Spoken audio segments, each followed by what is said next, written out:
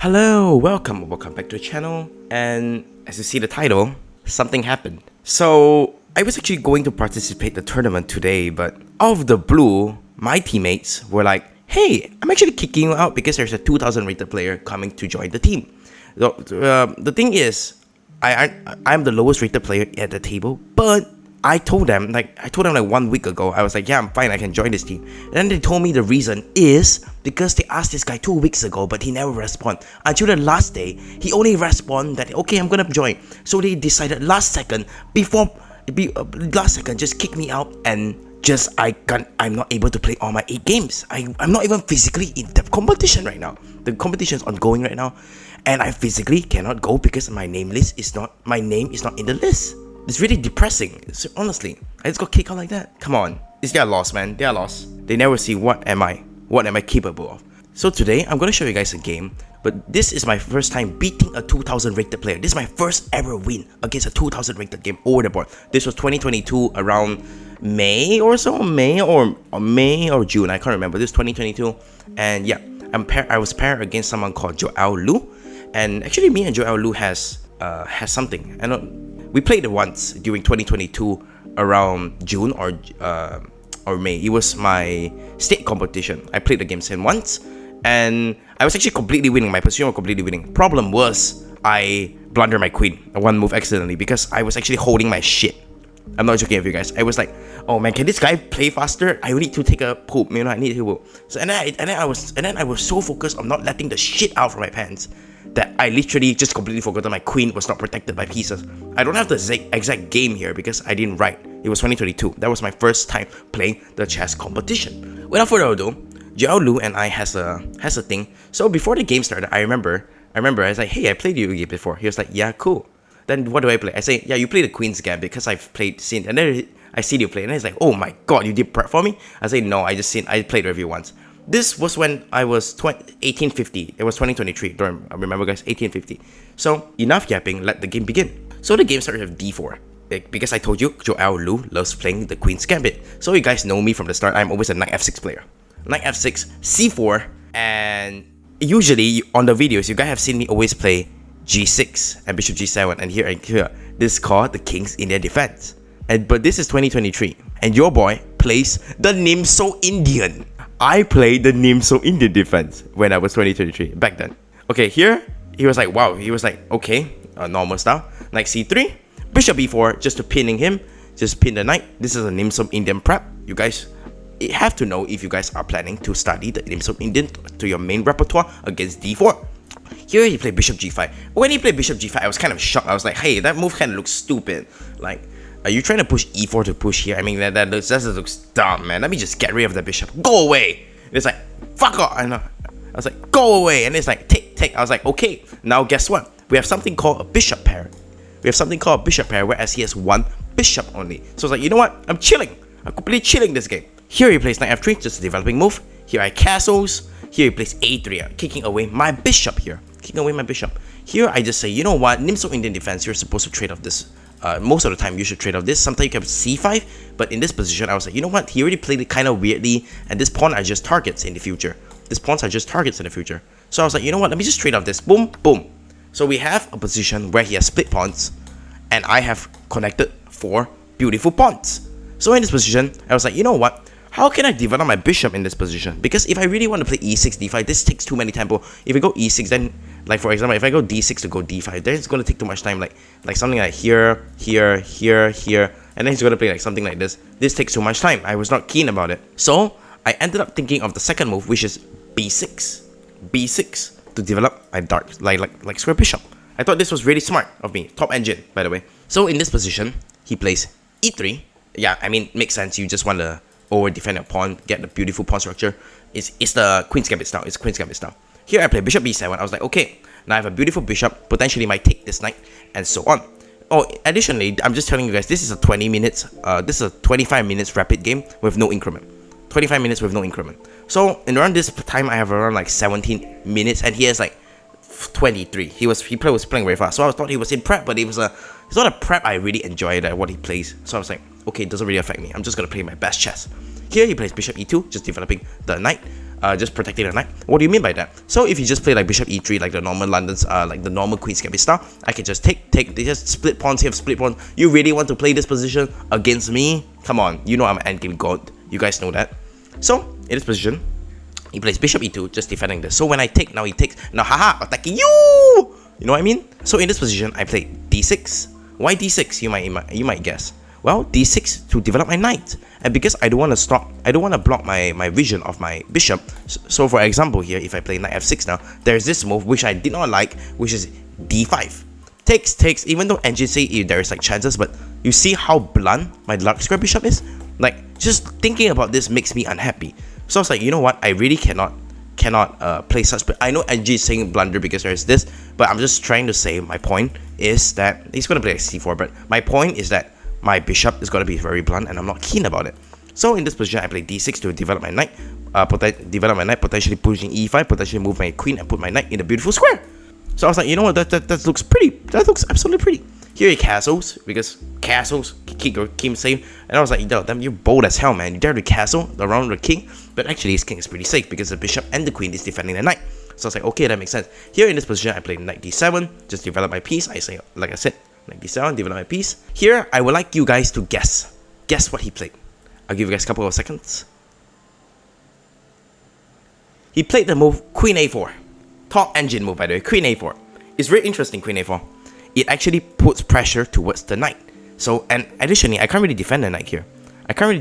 So I was like, you know what? Sometime in chess, you're gonna take 2 steps backward to go 1 step forward. So I play queen e7. Why queen e7? Exactly. Queen e7 is because I still always defend these pawns, and I could always develop my knight easily. The reason I don't go queen e d8, my queen is just so passive, and this is slightly more active, because this actually pressures c5 in the future, and additionally putting my knight towards the center. So here we have rook fd1, just putting up now another piece towards the center, potentially pushing this pawn, and actually just give me a big boy center, but I don't quite understand why he plays rook d1. I think just developing moves to go rook c or rook b. This looks good. Completely makes sense here. Here, you guys know, that's why I changed to kings in the defense, because I love playing the move e5. I absolutely love to play this move e5. Strike back in the center. Boom, boom, pow! You know? So he's good. So in this position, I was expecting what I calculated was like d4. Then I do this crazy move. Knight jumps here, queen backwards. Now I maneuver my bishop. Look at this. Now I maneuver my bishop. Now my knight is so beautifully placed. Now I maneuver my bishop, potentially putting here now to go f5 here, slowly pawn storm, and we have a game. This is really interesting. The maneuvering game. I was like, okay, I'm being chilling. Here, what shocks me the most, I was like calculating my variations. I had like 13, not like 13, like probably like 15 minutes still here, and it's probably like 20. Don't remember. So in this position he plays d takes e5. That looks hideous. Why? You letting me plant a knight in the center? Like, come on, you letting me plant? Come on, my knight is in the center. Boom, bang, I'm pressuring everything. Come on, doesn't get better than that. Here, takes and takes. I was like, okay, you sure about this? Weak. The king is super weak. There's a potential threat here of threatening mate in 1. Potential threat. So it's like, that's fucking crazy, man. You can play like that. Here in this position, he plays queen b4. What's the point of queen b4? To just defend the pawn. So far I understand, yes, defending a pawn by just moving 1 square. Yes, very, very good. In this position, after a really long thought, like 4 minutes, I had like 11 minutes, I'm very sure, like 11 minutes, 4 minutes, I played a very interesting move here. It used to be top engine move when I did analysis. Bishop c6. What does bishop c6 do? Well, I see that he's trying to go indicate a4, a5 to break the pawn structure to win this. So this is what I see. So what I have to stop, so I have to prevent all of this bullshit by just moving the bishop. And guess what? The bishop is always a killer. It will always be a killer the whole game. And additionally, this a4, a5 stuff does not happen to split my pawns. So I was more than keen about it. Here he plays rook d2. Okay, this actually just shocks me. Like, you were double stacking the rooks at this file. I mean, it's alright, but it makes sense. But if I were you, I'd play very. I'll probably play like queen b2. Yeah, queen b2. The top, one of the top fish. I would have played queen b2 to go like backs to defend like this. Put all my rooks to defend like this. I would have played like that. Here he plays rook d2 as expected. I told you. Rook fe8 just developing a piece here in this position. But I was like, let me just centralize my knight. Makes sense. Everything makes sense here. Rook a d1, double stack the rooks to smash me on the d file potentially. But my d file is fully secure. I was like, you know, that doesn't work or anything. This is always, my bishop is also always protected this rook from coming in, and everything is completely happy for me. So in this position, I was like, you know what? I gotta end the game quickly because I scared I'm going to go take a shit again. So what I did something called a rook lift. Why did I do this move? Hello, I'm threatening mate. Hello, I'm threatening mate. Come on, threatening mate, man. So in this position, he played a move that it made no sense, but it literally wasted so much time on mine. So much time. You guys have no idea how much time. He played c5. A move that looks unplayable. Uno, dos, tres. I was like, what? Trying to infiltrate from the back? But that doesn't work. Trying to infiltrate from the back? But that doesn't work because I always can put my rook down and we're completely fine. So I was like, what the fuck? And I had to calculate a few variations like queen takes. I was like, queen takes, is this winning endgame? And then I was like, queen takes here. Is this still a winning endgame? Or like takes like this? And then so he got rook b8. I was not very keen about it. He has to open b file. But even though engine agrees that I'm better because I'm a pawn, but I was just not keen about this position. I was like, no, this bad. This has to look bad. This is bad. So after a long while of thought, I was like, let me just open up my the other pair of rooks potentially having a pressure here. So let me just d-take c5, attacking the queen. So in this position, he plays queen f4. It's a move that shocked me, literally shocked me. I was like, huh? What the fuck does that do? I was literally like shouting, what the fuck does that do? I was like, can I just not take this one? But no, not that simple now. He has his queen c7, potentially put the rooks in and smash me here. Not so simple no more. So I was like, oh my god, did I misplay something or something? So I was like, no, I cannot take this pawn. This pawn is very risky to take. So I was like, you know what, I can't take this one. Let me just develop one of my another rooks, double stack my rooks, develop piece, and we've been chilling. Engine recommends queen takes f4, takes, and then we play this move rook e8. We double pressure this file, and he has to play like bishop f1, and we smash here in this position with bishop a4. Wow, incredible. Bishop a4, absolutely incredible. So when he moves, now you smash him like this because I have to takes. If you don't play rook b8, let's just play. If you play check here and like attack my pawn, guess what, boys? Your bishop is gone. Engine is truly a menace. I mean, he's the best player in the world. So here at queen f4, I play rook a e8, double stack my rooks, miss, but screw engine, rook a e8, and he took, and he had to play a position down the pawn.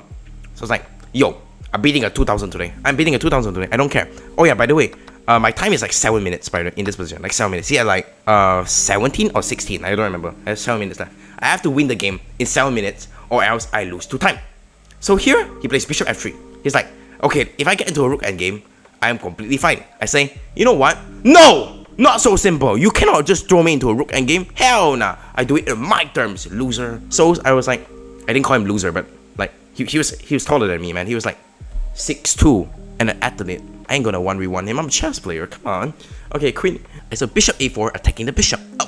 Attacking the rook. Okay, so rook c1. So rook c1. Just getting away from this and putting just moving away from the bishop. Doesn't matter much. Rook c1 or rook b1. I think rook b1 was slightly better, putting some pressure on the b file. I was like, okay, in this position, I was like, you know what? If I can manage to trade out rooks and get 4 musketeer, put my king here, hello, I'm going to win this. 2 on 4. I'm going to win this. So that's why I start. King f8 to go my king here and here. King f8, c4, because I don't know what c4 is, okay? I'm trying to understand too. c4, I was like, you know what? This is where we start to do my plan. Rook fe6.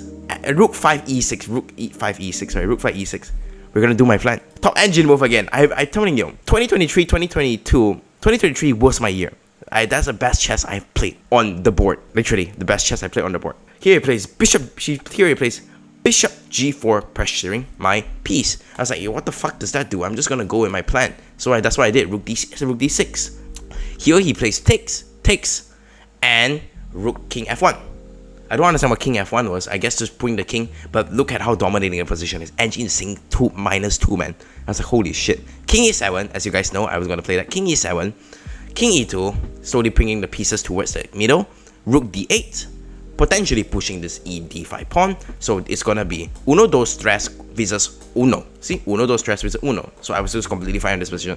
Here he plays bishop f3 to prevent the move of d5 from incoming. So if I push d5 now, there's always bishop takes or like pawn takes. You guys understand. Ended up, it's going to win back the pawn and I cannot push. So I was like, you know what? I have a crazy plan here. Why not I break the pawns like this? And break it like this. And we push. This took me like 4 minutes to calculate. So bear in mind, I had around maybe 3 minutes 15 seconds. Maybe 3 minutes 15 seconds.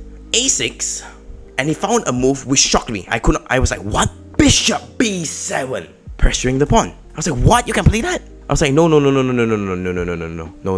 I am not losing this. I am not losing this. So I was like, you know what? After a few seconds, I was like calculating like here. I was like, oh man, there's double passer, but I was not keen. I was not just happy. I'm not happy with this. I was like, something's gonna be happening here. It's gonna be very tough. I have 3 minutes left here, like 15. He can play very positionally. So I was like, you know what? Fuck it. We're gonna do something called a crazy move. Rook d7. Rook d7 is such a high level move in my opinion.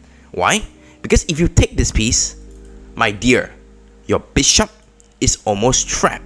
And not only that, if you do make like bishop c8, I can always play like bishop b3. Now double pressure. Look how beautiful my calculation was. Literally the best calculation. Okay, so this what happened. Bishop c8, bishop c6. Bishop c8. Okay, so then I was like, you know what? Maybe this is not a good move. I was not keen about it. Maybe this is not a good move. So I was like, no, I calculated this, and I was like, maybe this is slightly better because I'm pressuring this, and additionally, I'm actually like trapping the bishop kind of. So I was like, you know what? Let me play bishop c6. Also pressuring indicates I'm pressuring this pawn. This is a very strong pawn here. Bishop c6. Here he plays rook b1. Rook b1. Make a move that makes no sense. You know, rook b1. Literally a mistake.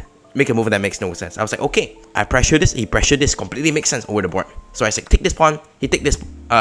Take this pawn. Okay, I take this pawn. He take this. Oh wait, he didn't take the pawn. He plays g3. Something is wrong. He's not keen of his position. He didn't push that. So I was like, wait. You're telling me that you're not taking a free pawn? Well, I'm gonna force you. Bishop e4. Oh my god, literally one of my favorite moves on the board. Bishop e4, even though it's an inaccuracy. Why? Let me tell you. If you take, I have check pressuring this now. If you take here, this is gonna push very easily now. This is going to push very easily now. Keep in mind, I have like 2 minutes. 2 minutes 15 seconds. No, 2 minutes 45, something like that. So in this position, after here, that's what exactly happened, by the way. That's what exactly happened. Takes here. And I told you guys it's gonna push. Here he plays an unforgivable mistake. He played rook b7 check. And if you can see the engine, the eval bar from -2 to -5. Why exactly? Because of the move King d8, pressuring this, and guess what? Nobody is going to stop the Fokker rule. Bishop f5, bishop d5, bishop blocks, takes, and we are having an exchange arm against a 2000 rated player. So in this position, we play king c7, attacking the bishop. Here, don't forget, I have like, okay, maximum 2 minutes. No, 1 minute 50 seconds. Maximum 1 minute 50 seconds. I have to play the fastest chess, literally blitz over the board. And have I ever told you guys this? I absolutely hate blitz over the board. I'm a classical player. Just absolutely love it. Here I play bishop d5, pressuring my pawn. I was like, yo, what the fuck does that do? Let me just push this pawn. Everything is on a dark square. How are you gonna progress? h4, putting pawns because he maybe can make a pawn break and so on. h4, rook a4. Why rook a4? Rook a4 I think is still a very good move. Why? It prevents the king from moving forward.